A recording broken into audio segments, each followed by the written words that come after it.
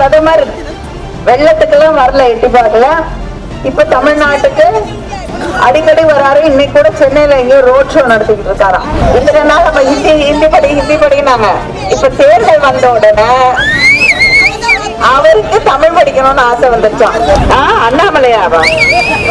அண்ணாமலை தான் தமிழனே இல்லடா, கன்னடக்காரன், என்ன கன்னடக்காரன் சொல்லுங்க, கடைசி வரை நான் கன்னடக்காரனாகவே இருக்க விரும்புகிறேன் சொல்லிட்டாரு. அப்புறம் ஏன் அவர் தமிழர் நினைக்கிறீங்க? சாதாரண ஏழை சாமானிய மக்கள் பேங்க் பேலன்ஸ் கம்மியா இருக்குன்னு சொல்லி அவங்க கிட்ட இருந்து பிடுங்கின காசு 21,000 கோடி. பிரதமர் வெள்ளத்துக்கெல்லாம் வரல, எட்டி பார்க்கல.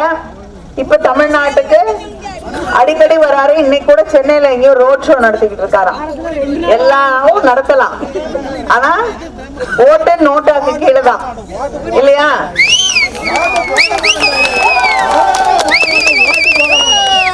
அத பாவம் பிரதமருக்கு யாரும் சொல்லல இல்லையே. அவதான் இப்ப தமிழ் எலெக்ஷன் வந்தோடனே இத்தனை நாளா நம்மள ஹிந்தி படி இப்ப தேர்தல் வந்த உடனே அவருக்கு தமிழ் படிக்கணும்னு ஆசை வந்துச்சான். அதனால நம்ம என்ன பண்ணலாம், தேர்தலுக்கு அப்புறம் ஃப்ரீயா தானே இருப்பாரு, ஃப்ரீயா தானே இருக்க போறாரு, வேலை இருக்காதுல்ல. அதனால முதல்வர் கிட்ட சொல்லி அவருக்கு ஒரு தமிழ் வாத்தியார் அனுப்பி வைப்போம். அண்ணாமலையாவா?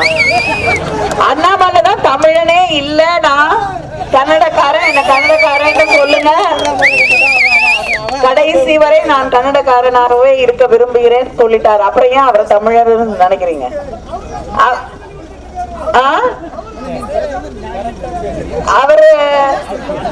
அவர் தமிழ் சொல்லி கொடுத்துதான் திருக்குறள் மாதிரியே சொல்ல மாட்டேங்கிறார். வேற என்னன்னு எனக்கே தெரிய மாட்டேங்குது.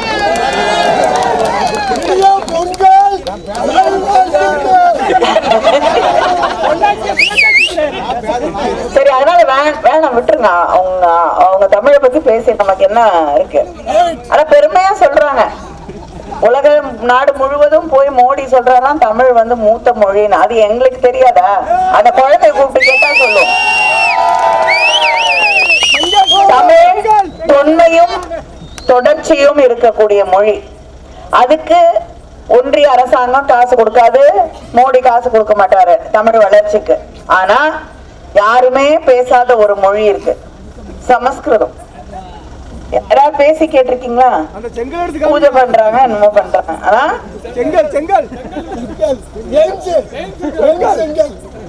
அதனால அந்த மொழிக்கு தமிழை விட 10 மடங்கு 15 மடங்கு ஜாஸ்தி காசு கொடுக்குறாங்க. அப்பெல்லாம் தமிழ் மேல பாசம் வரல. அப்ப சமஸ்கிருதம் தான் பெரிய மொழியா இருக்கு. எலெக்ஷன் வந்தோடனே தமிழ் மேல பாசம் வந்திருக்கு. இதெல்லாம் நம்புறதுக்கு தமிழ்நாட்டுல யாரும் தயாராக இல்லை என்பதை அவர்கள் புரிந்து கொள்ள வேண்டும். உங்க பேங்க் அக்கவுண்ட்ல காசு கம்மியா இருக்குன்னா என்ன பண்றாங்க? பிடிச்சுக்கிறாங்கல்ல. பேங்க் பேலன்ஸ் கம்மியா இருக்குன்னு எடுத்துடுறாங்க. அப்படி எடுத்து இந்த மோடி, நரேந்திர மோடியோட ஆட்சி சம்பாதிச்சிருக்கக்கூடிய காசு எவ்வளவு தெரியுமா? 21,000 கோடி. சாதாரண ஏழை சாமானிய மக்கள் பேங்க் பேலன்ஸ் கம்மியா இருக்குன்னு சொல்லி அவங்க கிட்ட இருந்து பிடுங்கின காசு 21,000 கோடி. பெரிய கார்ப்பரேட் நிறுவனத்துக்கு காசு இல்ல, கஷ்டப்படுறாங்க, சாப்பாட்டுக்கு வழி இல்லைன்னு சொல்லிட்டு கடனை ரத்து பண்றாங்க. ஆனா உண்மையிலேயே கஷ்டப்பட்ட மக்களுக்கு 100 நாள் வேலை கிடையாது, சம்பளம் கிடையாது.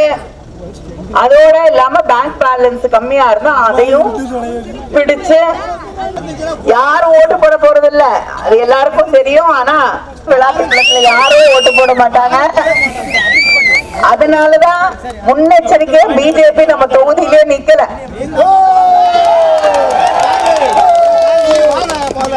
சரியா? இங்க நிக்கல. போன தடவை இங்க நின்னவங்க தென் சென்னையில போய் நிக்கிறாங்க.